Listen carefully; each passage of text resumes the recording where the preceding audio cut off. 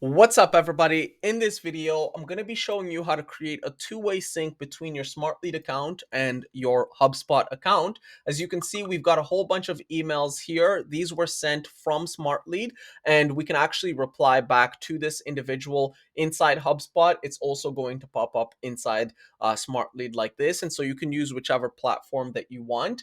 Another thing that we are able to do is that we're able to see all of the Smartlead properties within our HubSpot account. So for example, the campaign URL, the lead category, and the client. We're also able to adjust that lead category inside any of the platforms, and it's going to have a two-way sync, ensuring that the lead categories are being adjusted accordingly. If you don't want to use a custom contact property like this, you can also map these same categories to your actual HubSpot deals. And so as you can see, we've got information request, interested, meeting request, meeting booked. These are mostly the same categories that I have within my Smartlead account. And so to not overly complicate this video, because I've got a whole bunch of tabs over here, this is the main objective of this. It's to allow us to see and reply to Smartlead emails from HubSpot and then manage deals from HubSpot. That's it. That's all we're trying to do over here. And so the first way that we're going to be able to do this seamlessly at scale is simply using a BCC address. And so a BCC address is something that you can add in many different ways in many different platforms. And so I'll show you a few of the ways that we can do this and we'll progress to the next step. So a BCC address inside Smartlead looks like this. And so when you find any of these email accounts after you've added the email accounts, you're actually able to just update it. And so this is a single update. It would be in the general setting. And so in the general setting, actually, we're not even going to find it here. It would be in the single update, not in the general setting. You would have to open the individual account itself, go to the general tab, and then we're going to have the ability to create a BCC to CRM setting. So this is the very first way to do this. The main problem with this method is that we're not able to do it at scale. And so if I wanted to add the BCC address to 60 email accounts over here, we're not able to do that over here. And so how we would be able to do this is by leveraging the Smartlead API and an automation that looks like this. And so this automation over here, it's a little bit more complex than what you need, but it's going to get the point across. Whenever we onboard new clients or whenever we create new email accounts inside our Smartlead account, it checks, right? So new accounts added within a day. This is the filter. This is the API that we're leveraging, by the way. So this is what we're doing to get all the email accounts. And then from here, what we're actually doing, we're using this specific API call to add the BCC address. And so this allows us to bypass that limitation, and we are able to create a BCC address across a wide array of accounts. If you use third-party tools like MailForge, MailReef, etc., they also give you the option to create forwarding rules. And so one of the ways that we are able to do that is by creating a forwarding email like this. And so you just add a forwarding option when you're creating the mailbox. And so we went to create a mailbox, we added a forwarding, and just like that, we're able to do that. And this is in MailForge. It's very similar in other platforms. Now, depending on where and how the BCC address is coming into play, you might actually miss a lot of emails. And the reason for that is because the BCC logs the conversation inside HubSpot when it's being sent out. And so you actually need to have the BCC on the whole time, from my understanding of how this works. And so the best way that I've actually found it is to create forwarding rules within your admin console. And so this is a Microsoft admin console. It's in the Microsoft Exchange. This is the URL to get there. And what we're actually able to do is we're able to create a rule. And so we can add a rule, so create a new rule. And in this rule, I'm not going to do it all from scratch because it looks like it's going to take a while. Um, in this rule, we're basically just going to say that for every single message, we want to BCC uh, that HubSpot email address, except if it includes our warm up tags. And so this is my normal warm up tag, smart leads. If you have a whole bunch of different smart lead tags, you want to go ahead and exclude those from this particular setting, right? If you're going to be using Google, Google gives you several ways to do this. So we have a default routing, we have routing all the way at the bottom. But the problem with these two, they work very similarly, is that if you try to add a routing rule, there's no way to actually exclude warm up emails as I had just shown inside Microsoft.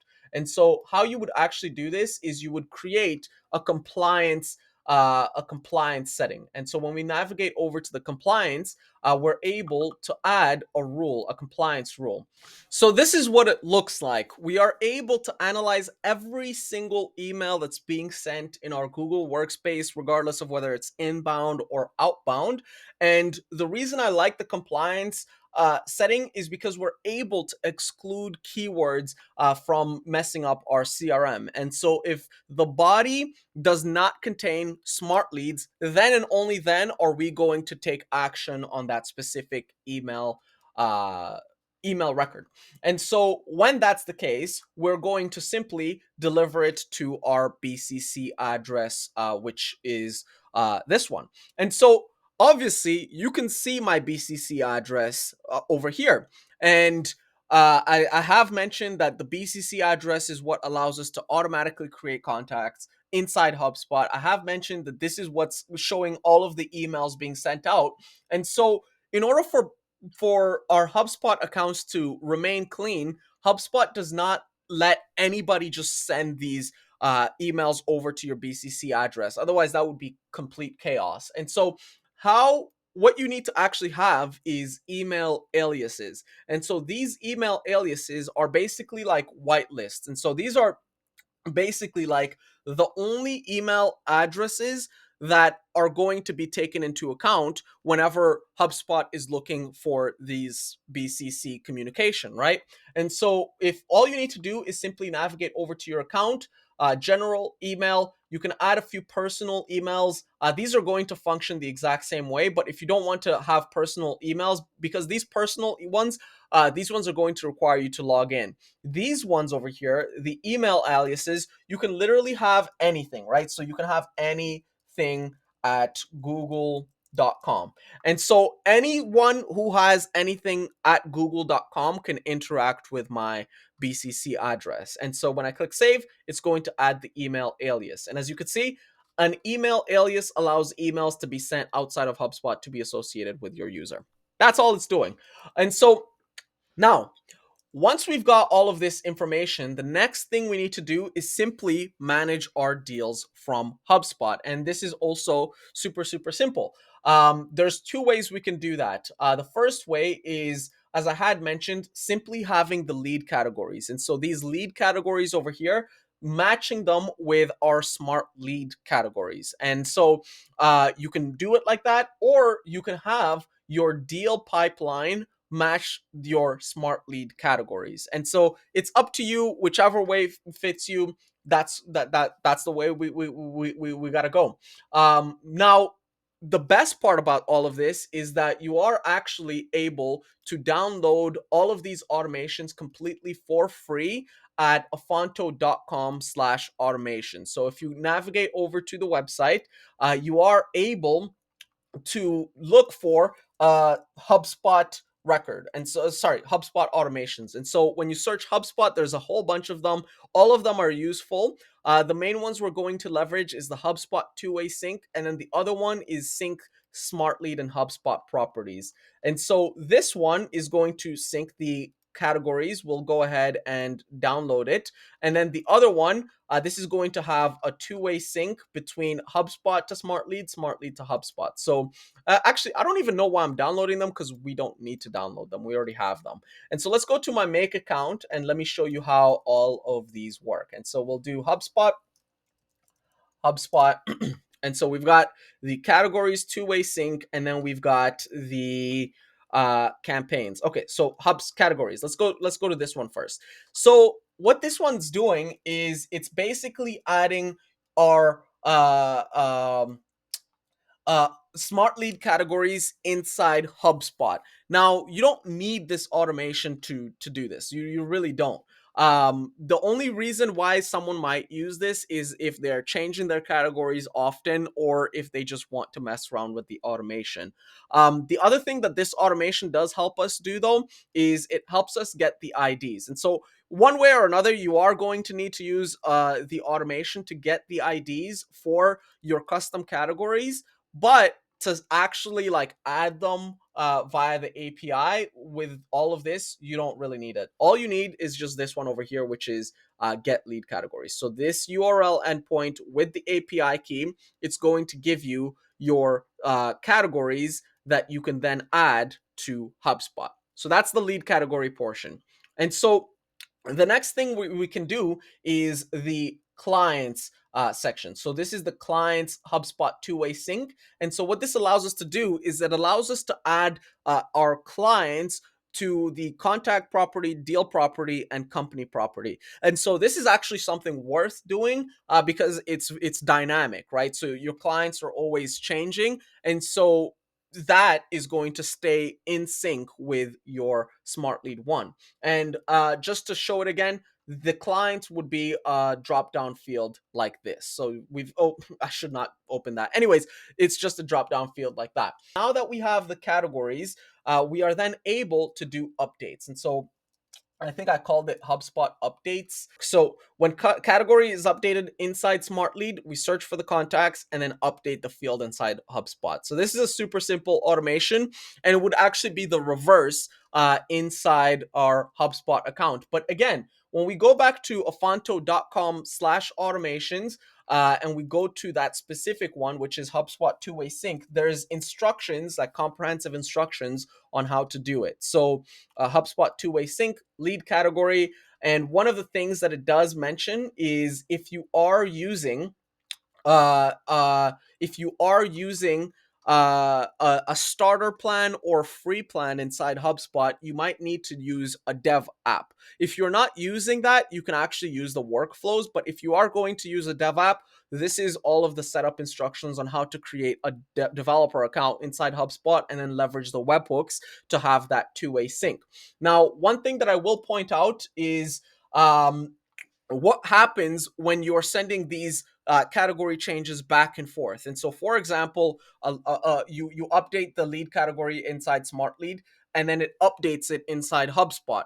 And then HubSpot notices that a category has been changed, and then it goes back to Smart Lead, and then back to HubSpot, and then back to Smart Lead. And so this is just like positive replies that come through. And one of the things that we are doing is just like looking at the task. And so when the category, so this is not specific to HubSpot and Smartlead, but it gets the same idea across, right? And so when the updated date is later than 2 minutes, this is going to work. But if the date updated is within 2 minutes, that means we have just done an automation. And so that's how I'm doing it. There might be a different way, but this is how I'm doing that two-way sync. But the automation to actually do that, I believe I had just shown. Yeah, super simple. This one over here. And where you would do that, by the way, is in this particular section. So this particular section, it says total number of bundles 0. What you would actually want to do is you would want to add an end rule. And so the end rule would be updated. So updated at. And the updated at, you would want to have what I had just shown over here, which is data operations earlier than or equal to -2 or -1. Honestly, like -1 works. Like, and so earlier than earlier than or equal to. And then you would just have this on both automations. And so, boom, that's how it's done. Super, super simple. Hope this was helpful. If you have any questions, let me know. And I wish you're having a great day. Bye.